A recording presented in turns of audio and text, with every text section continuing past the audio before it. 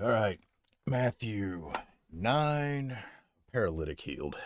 Getting into a boat, Jesus crossed over the sea and came to his own city. They brought to him a paralytic lying on a bed. Seeing their faith, Jesus said to the paralytic, "Take courage, son, your sins are forgiven." And some of the scribes said to themselves, "This fellow blasphemes." And Jesus, knowing their thoughts, said, "Why are you thinking evil in your hearts? Which is easier to say, 'Your sins are forgiven,' or to say, 'Get up and walk'? But so that you may know that the Son of Man has authority on earth to forgive sins." Then he said to the paralytic, "Get up, pick up your bed, and go home." And he got up and he went home. But when the crowd saw this, they were awestruck and glorified God who had given such authority to men. Matthew called. As Jesus went on from there, he saw a man called Matthew sitting in the tax collector's booth, and he said to him, "Follow me." And he got up and followed him.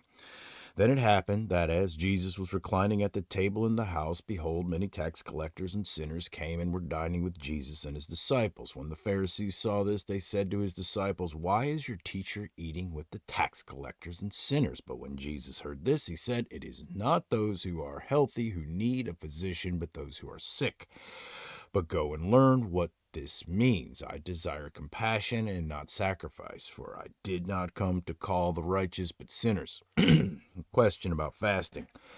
Then the disciples of John came to him asking, "Why do we and the Pharisees fast, but your disciples do not fast?" And Jesus said to them, "The attendants of the bridegroom cannot mourn as long as the bridegroom is with them, can they? But the days will come when the bridegroom is taken away from them, and they will fast. But no one puts a patch of unshrunk cloth on an old garment, for the patch pulls away from the garment, and a worse tear results.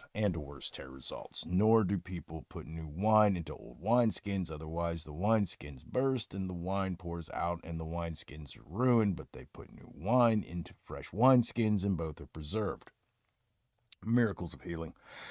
While he was saying these things to them, a synagogue official came and bowed down before him and said, "My daughter has just died, but come and lay your hand on her and she will live." Jesus got up and began to follow him, and so did his disciples. And a woman who had been suffering from a hemorrhage for 12 years came up behind him and touched the fringe of his cloak, for she was saying to herself, "If I only touch his garment, I will get well."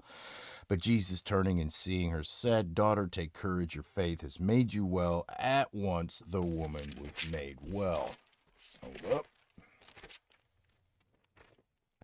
When Jesus came into the official's house and saw the flute players and the crowd in noisy disorder, he said, "Leave, for the girl has not died, but is asleep." And they began laughing at him. But when the crowd had been sent out, he entered and took her by the hand, and the girl got up. This news spread throughout all the land.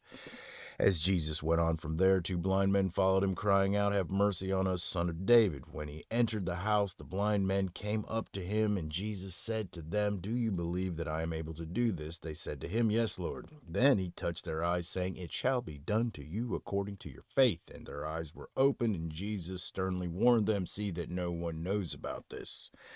But they went out and spread the news about him throughout all the land. As they were going out, a mute, demon-possessed man was brought to him.